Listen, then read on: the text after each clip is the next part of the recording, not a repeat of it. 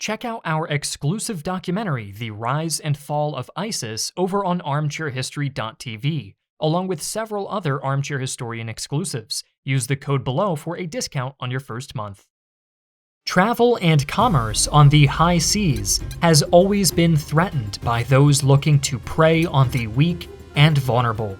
From the sea peoples terrorizing the Bronze Age Mediterranean to the Golden Age exploits of Blackbeard and Captain Kidd, piracy has remained a constant reality of life on the oceans. Even in today's world, the complex web of global commerce remains under threat from a new generation of pirates.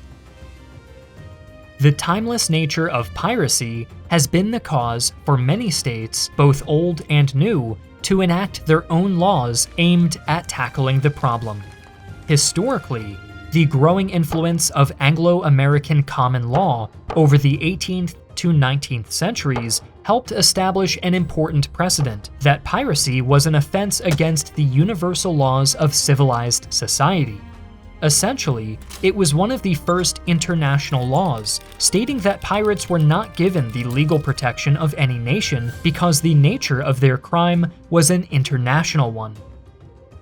They were designated hostis humani generis, or the enemy of all mankind. Many of these definitions and precedents helped inform 20th century efforts to draft a true international law against piracy, which were codified in the 1982 United Nations Convention on the Law of the Sea.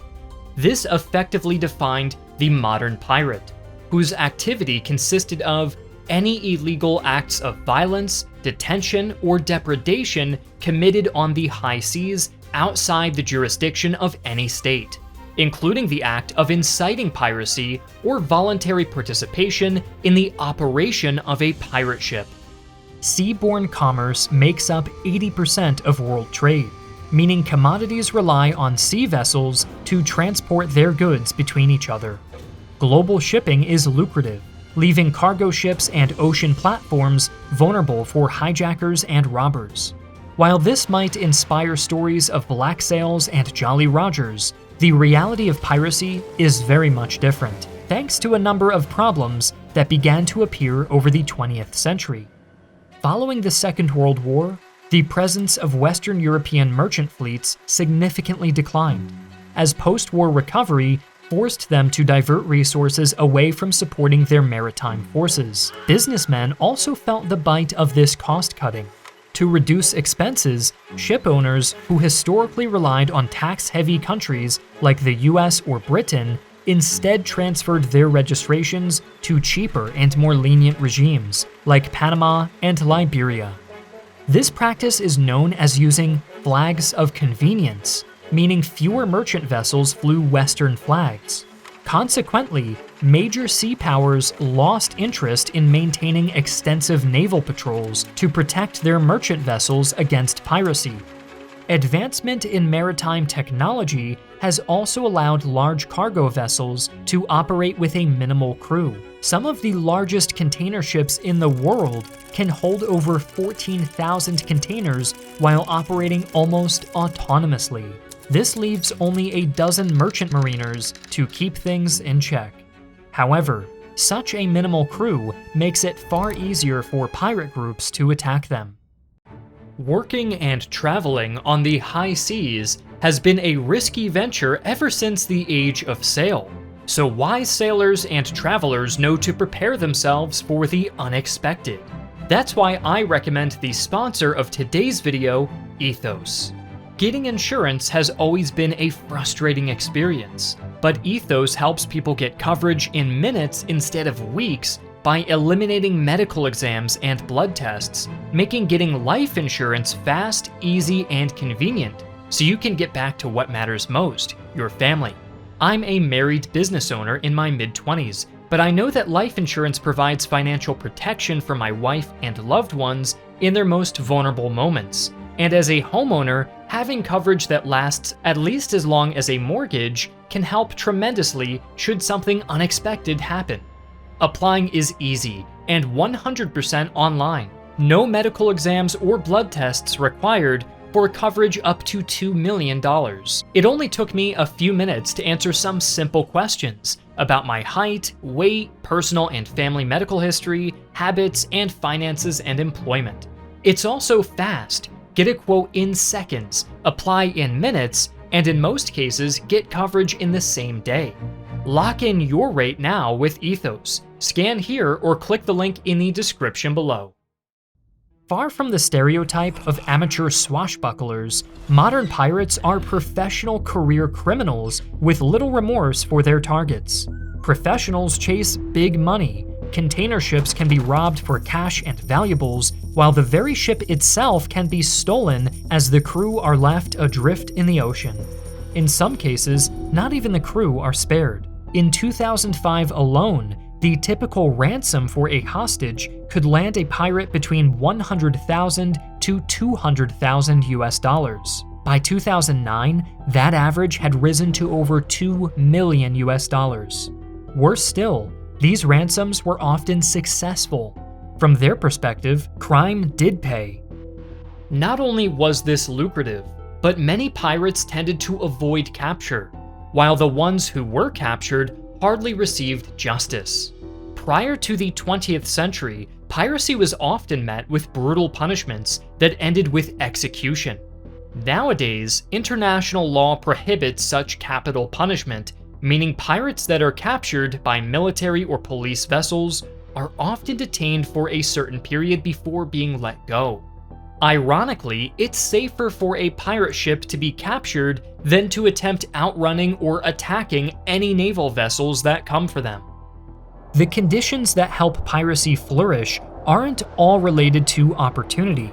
It's no coincidence that piracy is rampant in parts of the world that suffer from poor development, struggling economies, or political instability. These issues, when compounded, can often be the catalyst for those who are desperate to seek out any means of escaping poverty. One of the most infamous hotspots for modern piracy is the Gulf of Aden, beginning in Somalia and growing out of the illegal fishing incursions that plagued the country. Following several periods of drought in 1974 and 1986, many Somalis were forced to resettle on the coast after losing their livestock. These coastal communities developed into fishing hubs which helped sustain them. By 1991, Somalia was in a state of anarchy due to a civil war, leaving an absence of any navy or coast guard to police the waters. As a result, foreign vessels began to plunder Somali fishing waters, violently clashing with local fishermen for the best catch. Local communities, often led by village chiefs or Civil War commanders, began to arm themselves and capture foreign vessels for ransom. Due to the crippling civil war, Somalia was left with the humiliating status of failed state in 1992, leaving these coastal communities to the leadership of local warlords who could launch profitable raids into the Indian Ocean with impunity. By the turn of the millennium, these attacks grew bolder as Somalia itself slid further into lawlessness. Pirates targeting fishing trawlers expanded their operations, targeting larger cargo and transport ships passing by the Somali coast. The most famous incident involved the hijacking of the container ship Maersk, Alabama on April 8, 2009. Under the command of Captain Richard Phillips, the US-flagged ship was laden with humanitarian aid destined for countries in need, like Somalia and Uganda. With only a crew of 23 Americans and a hull sitting low in the water, the Alabama was an easy target. While en route from Djibouti to Kenya, Somali pirates launched their attack approximately 300 nautical miles southeast of Aale. Armed with automatic weapons, these pirates boarded the ship early in the morning. Phillips' crew attempted to defend themselves using high-pressure fire hoses and even knives, but the pirates quickly overpowered them. Following protocol, the crew retreated from the main decks and locked themselves away in the engine room, leaving their captain on the bridge to deal with the pirates. Phillips was taken by the pirates, who fled the Maersk, Alabama in one of the ship's lifeboats, initiating a tense standoff as the US Navy caught wind of the situation and closed in on their position. The guided missile destroyer USS Bainbridge and other US naval assets arrived at the scene to manage the situation. This soon developed into a hostage negotiation as the pirates demanded a ransom for Philip's release. Due to the threat on Philip's life, the Navy opted to neutralize the pirates. On April 12th, Navy SEAL snipers aboard the Bainbridge took simultaneous shots, killing 3 pirates and rescuing Richard Phillips unharmed. While this incident was perhaps the most televised and recounted, Philip's ordeal was not the only one. Over 2009 alone, 217 vessels had been attacked by Somali pirates in the waters off the Horn of Africa, with 45 being captured. 12 of these vessels and 263 hostages were successfully ransomed. By February 2011, Somali pirates held 685 hostages on board 30 hijacked ships. In Western Africa, the Gulf of Guinea remains a hotspot of piracy thanks to similar conditions. Unregulated fishing threatens local fishermen. General unemployment and lack of opportunities among the youth is worsened by weak governments and corruption, leading many in the Gulf of Guinea to pursue piracy against the oil trade as a means to sustain themselves. Since 2005, attacks and robberies in the region had risen, with 2012 seeing a peak of 64 reported incidents.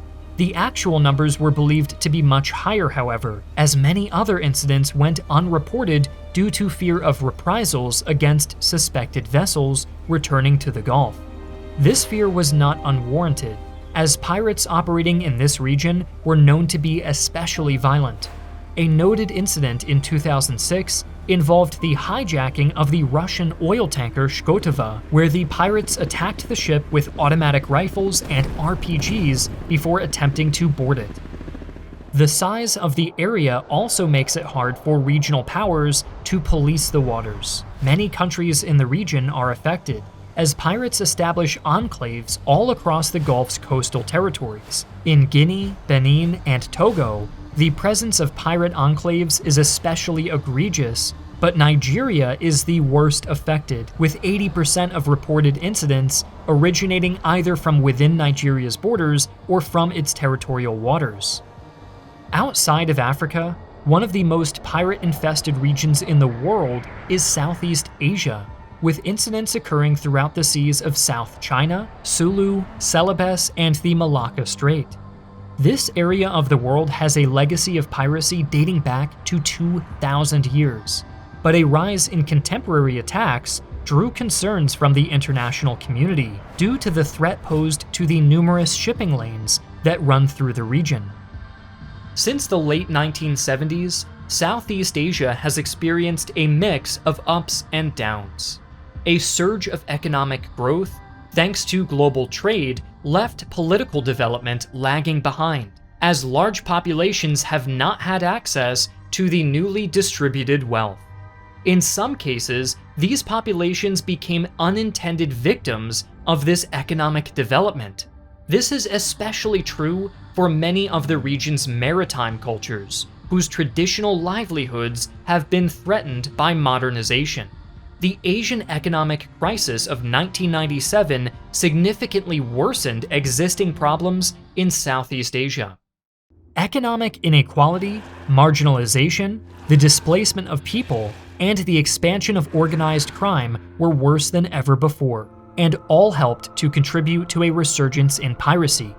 A rapid economic downturn due to the interconnected markets and flawed policies especially devastated Indonesia, leading to massive unemployment and high poverty rates. In the Philippines, despite some economic growth, poverty and unemployment rose in areas like the South, causing it to grow into a hub of illegal activity.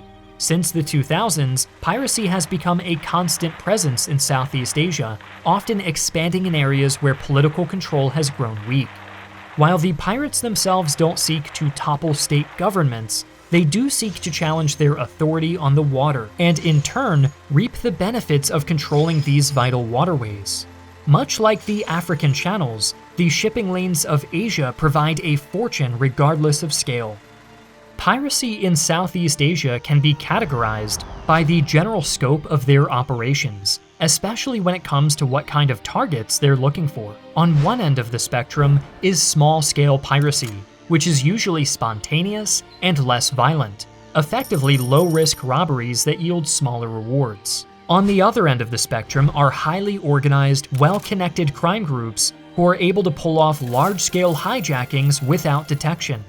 In some instances, high-end pirate groups are closely linked to rogue military units and secessionist movements, which undermine state authority and create opportunities for pirate activities. Smuggling is rampant, especially between Indonesia, Malaysia, and the southern Philippines. In the southern Philippines especially, a lawless Wild West environment prevails, with heavily armed smugglers and pirates exploiting the inability to report stolen goods. In contrast to Somali pirates, Asian pirates do not fear the possibility of interdiction, as they travel smaller distances and are able to hide along coastal communities without attracting attention. They also differ in strategy, preferring to steal ships and cargo over hostages. With these stolen vessels, the pirates can then sell them on local spot markets, where the ships are renamed and re-registered, effectively becoming phantom ships with no legal paperwork. That doesn't mean they are any less dangerous, as the crew of captured vessels are often seen as obstacles to be cast aside. One of the most infamous cases of bloody piracy in this region occurred on November 16, 1998. The Chung Sun, a Hong Kong-flagged cargo ship en route to Port Klang in Malaysia, was transiting off the coast of Taiwan when it caught the sights of a sinister pirate group. Rather than attacking through brute force, these pirates were able to bluff their way on board the ship by disguising themselves as Chinese customs officers, approaching in what appeared to be a small customs vessels. The Chung Sun's captain felt he had little choice but to let them aboard. Heavily armed and outfitted in official uniforms, the pirates were quickly able to gain control of the vessel, with the crew soon realizing what should have been a simple inspection had instead turned into a hostage situation. After holding them hostage for 10 days, the pirates decided to cut their losses and focus on the ship itself. Almost methodically, these pirates bound and gagged all 23 crew members, then brutally bludgeoned them to death before dumping their bodies into the South China Sea. Incidents like these, and others throughout the world, made it clear to the international community that piracy would spiral out of control if not properly addressed. Over the next decade, significant efforts were undertaken to combat this threat, focusing on strengthening international laws, enhancing maritime security practices, and increasing worldwide collaboration. Organizations like the International Maritime Bureau established the 24-hour Piracy Reporting Center to coordinate global responses, while the International Maritime Organization issued guidelines to help enhance maritime security. In 2004, they went a step further, adopting the International Ship and Port Facility Security Code, which mandated security plans for ships to address pirate activity.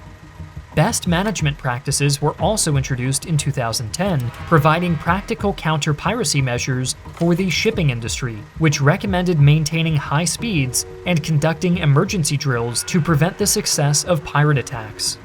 Mariners themselves have also implemented a range of passive and active security measures to protect their vessels. Passive defensive measures are designed to deter or delay pirate attacks without the use of force. These include varying the ship's transit route and timing, increasing speed, rigging razor wire along the rails, and using physical barriers such as 55-gallon drums to hinder boarding attempts. Additionally, hanging banners in multiple languages warning pirates that the ship is armed, even if it isn't, can act as a deterrent. Active measures involve the use of force or other aggressive tactics to repel pirates. Non-lethal measures such as long-range acoustic devices, fire hoses, and disabling devices like concertina wire around deck rails are commonly employed. These measures aim to prevent boarding and disrupt pirate operations. However, the use of lethal force, such as firearms, is heavily regulated and controversial, and the International Maritime Organization strongly discourages employing firearms due to fears of escalating when facing pirates on the water.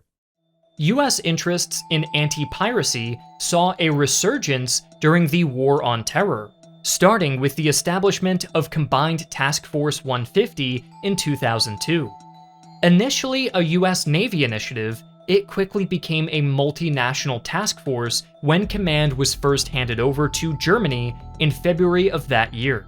CTF 150, operating under the Combined Maritime Forces, continues to protect maritime traffic and combat terrorism at sea, especially in the Gulf of Oman, Gulf of Aden, and the Indian Ocean. America's goals were further solidified by the 2004 National Strategy for Maritime Security, with the 2005 attack on the Seaborne Spirit leading the Pentagon to intensify its focus on counter-piracy. In 2009, NATO launched the 7-year-long Operation Ocean Shield, focused on anti-piracy measures around the Horn of Africa. By 2011, the US adopted the National Military Strategy, identifying piracy as a transnational security concern that required full international cooperation. To counter the persistent threat of piracy, naval forces have adopted a series of defensive measures designed to protect commercial vessels and deter pirate activities. One of the primary defensive measures implemented by naval forces involves the use of patrolled convoy routes, with naval security providing a monitored passage for commercial ships, while also being close enough to respond quickly to any threats. On a tactical level, Navy ships employ several strategies when responding to pirate attacks. Surveillance and detection are crucial, with advanced radar, infrared cameras, and maritime early detection systems helping identify potential pirate skiffs at a distance. When engaging pirates, naval forces opt for non-lethal deterrence. However, if the situation escalates, naval ships rely on standard weaponry, such as firearms or even deck guns if the danger is that severe. In some cases, special operation forces often form armed boarding teams, who are then deployed to retake a captured vessel and apprehend its hijackers. These tactics have seen success in the Gulf of Aden, with US and European forces having established coordinated patrols parallel to the Yemeni coastline since 2009. Additionally, joint patrols in the Gulf of Guinea by Nigerian and Beninese forces have been crucial to countering piracy in West Africa. In Southeast Asia, coordinated efforts among several countries in the region have focused on primary hotspots. Indonesia, Malaysia, Singapore, and Thailand collaborate on the Malacca Strait patrols, providing regular maritime and aerial surveillance coupled with rapid responses to any reported pirate activities. Similarly, the trilateral maritime patrols involve Indonesia, the Philippines, and Malaysia conducting maritime security and counterterrorism operations in the Sulu and Celebes Seas, effectively reducing incidents of theft, hijacking, and kidnapping for ransom. While the 2010s have seen effective measures to deal with piracy in traditional hotspots, recent years have seen a rise of pirate activity across new regions of the globe. Venezuela has become a new hotspot for piracy, driven largely by the collapse of the country's fishing industry and the nation's broader economic crisis. These pirates engage in various criminal activities, such as yacht theft, drug smuggling, and human trafficking, all throughout the Venezuelan coastline. Between 2010 to 2017, over 162 incidents were reported, with the most recent reports in 2021 covering 59 incidents. Since the start of the Israel-Hamas war in 2023, acts of piracy by Houthi rebels in Yemen have escalated dramatically.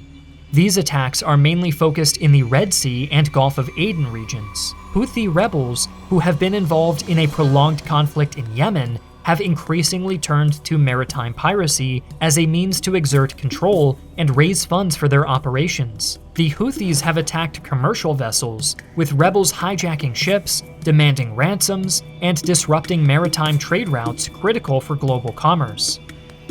Yemen itself sits next to the Bab el-Mandeb Strait, which is a crucial choke point for international shipping, making these acts of piracy especially disruptive.